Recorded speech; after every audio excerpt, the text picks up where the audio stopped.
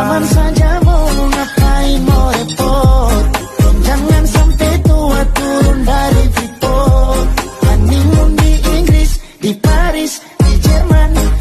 Pasti kodeng sabaran jalan aman.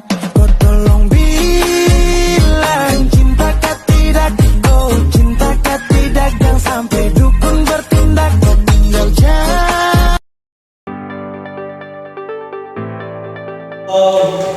Action. Halo Bapak Ibu, mudah-mudahan semuanya ASN DKI Jakarta. Hari ini kita ketemu lagi dengan podcast Hati Nusantara.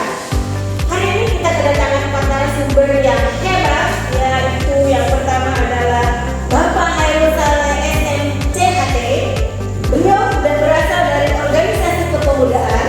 Kemudian yang kedua adalah Bapak Hendra Budi Kusnawan MKOM. Beliau dari Komisi. Kemudian yang ketiga adalah beliau seorang ibu yang luar biasa, yaitu dengan Ibu Marini SIPMA. Beliau dari Kesbangpol Kota Pangkal Pinang. Bapak Aulia Juhdi SPD MAP. Beliau dari Kementerian Dalam Negeri. Ya, benar-benar.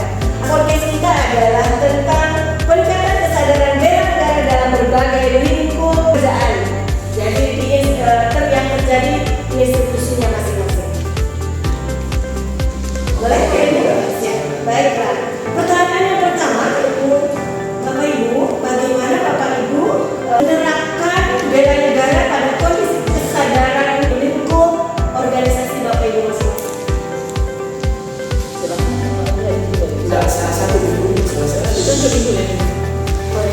Ya, terima kasih Bu Ida.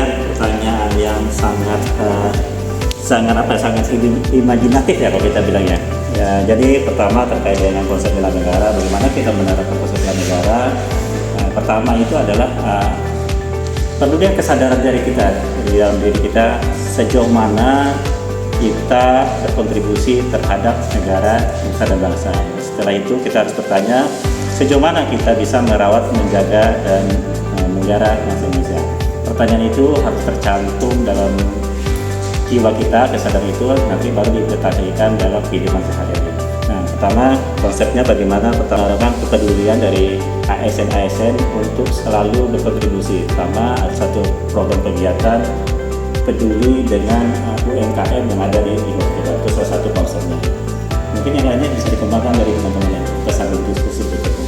Oh, siap. Baik, terima kasih Pak Aulia. Ternyata bela negara itu dari hal yang kecil pun bisa ya.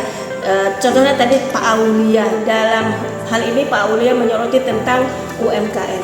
Barangkali dari Bu Marini, silakan. Oke, baik, terima kasih Ibu Ida.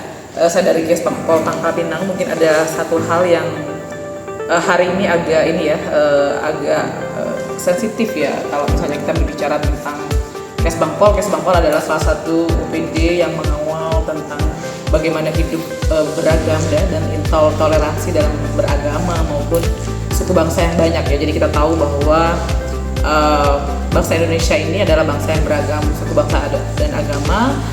Namun itu seringkali dipandang sebagai satu hal yang menimbulkan konflik ya. Jadi kita tahu hari ini banyak sekali isu-isu sara, isu-isu agama yang kemudian dimunculkan, yang kemudian akhirnya akan mengganggu ketahanan negara kita ya, akan mengganggu ketahanan negara kita. Dan saya berharap bahwa Kesbangpol punya beberapa program yang saya pikir bisa menguatkan rasa kesadaran bela negara kita untuk mempertahankan negara kita yang rasa cinta tanah air gitu ya, melalui beberapa program ya. Salah satu program unggulan kami lintas sektoral dengan Kementerian Agama misalnya. Setiap tahun Kesbangpol melakukan kemah pemuda lintas agama misalnya. Jadi dalam kegiatan tersebut Kesbangpol mencoba untuk bagaimana mengawal anak-anak pemuda yang sejak dini menerapkan rasa toleransi beragama yang beragam suku, sehingga kemudian kita bisa menyatu untuk menguatkan bela negara dan cinta tanah air gitu ya. Selain itu Kesbangpol juga punya forum pembauran kebangsaan ya. Dari dalam hal ini Kesbangpol adalah leading sektor yang melakukan pembinaan terhadap beberapa organisasi lintas ya. Jadi ada FKUB, forum kerukunan umat beragama, terus ada forum pembauran kebangsaan yang kemudian kita kemas untuk lagi-lagi saya pikir hari ini kontes kita yang paling penting adalah bagaimana menumbuhkan rasa cinta tanah air kepada bangsa kita. Saya pikir itu konteks untuk Kesbang Pol. Baik, luar biasa Bu Maribi. Ternyata di Kesbang Pol penerapan bela negara sudah banyak Ya, nih akan dikawal oleh Kesbang Pol untuk program ini ya, karena ada pembinaan karakter dan ideologi Pancasila di Kesbang Pol. Luar biasa. Terima kasih Bu Maribi. Langsung saja kepada Pak Hendra. Hai Bu Ida, halo teman-teman pemirsa podcast. Dikaitkan dengan pertanyaan dari host tadi, kalau dari kami sendiri, seperti yang kita ketahui bersama, kita sekarang ini berada di era disrupsi informasi. Jadi begitu banyak informasi yang masuk karena kan perkembangan dunia teknologi informasi dengan gadget dan segala macam. Sehingga di situ ada banyak sekali informasi yang masuk ke kita setiap hari, bahkan setiap menit, setiap detik. Nah, di sini selain tentunya dari pemerintah sendiri aware atas situasi yang terjadi saat ini, di mana dengan begitu banyaknya informasi tadi ini, seperti kita tahu ya, banyak sekali yang namanya hoax. Nah, bagaimana kita tahu suatu pesan itu hoax atau bukan? Ada beberapa cara. Salah satunya adalah kita bisa menggunakan mesin pencari ya, seperti Google Search, dan kita ketikkan kata kunci di situ.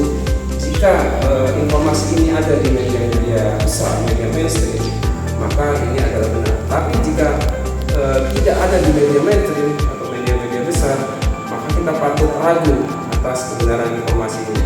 Dan jika teman-teman ragu terhadap informasi, Lakukan untuk bela negara dari Pak Hendra. Saya ingin satu lagi dari Pak Hairul. Silakan Pak Hairul. Terima kasih. Jadi juga sepertinya yang perlu kita ketahui di bidang pemuda itu banyak sekali organisasi pemuda, yang mana kita kalau melihat dari segi sejarah, Indonesia merdeka itu berkat pemuda. Terjadinya Sumpah Pemuda, terjadinya proklamasi itu atas desakan pemuda juga. Maka kalangan pemuda ini mempunyai peran penting dalam pertahanan negara sampai sejarah itu ada berkat pemuda. Bahkan sampai Bung Karno bilang, berikan aku 10 pemuda maka akan kuguncangkan dunia. Oke, baik Pak Hairul. Dari Pak Hairul kan dari dari organisasi ya Pak. Nih ada pertanyaan khusus buat Pak Hairul ya. Pak Hairul nih, saya kembali ke laptop dulu. Nih, pertanyaannya ada di laptop. Program apa yang paling terasa dampaknya bagi anggota organisasi yang Pak Hairul pimpin? Oke, kalau di bidang pemudaan banyak organisasi yang mendapatkan manfaat dari pendidikan bela negara. Karena krisis saat ini pemuda itu minat terhadap bela negara tidak kurang. Karena tidak ada yang bela negara, itu salah satu untuk meningkatkan kesadaran dan semangat bela negara. Baik, juga pendidikan bela negara itu teramat penting untuk meningkatkan rasa kebangsaan dan terutama terhadap semangat bela negara gitu ya Pak Hairul. Oke, baik, dari keempat narasumber kita yang hebat ini sudah dibahas berbagai program ya. Ternyata bela negara itu bisa diterapkan dimanapun. Kemudian bela negara itu bukan hanya sekadar angkat senjata, tetapi di dalam profesi kita masing-masing ternyata sudah ada unsur bela negara.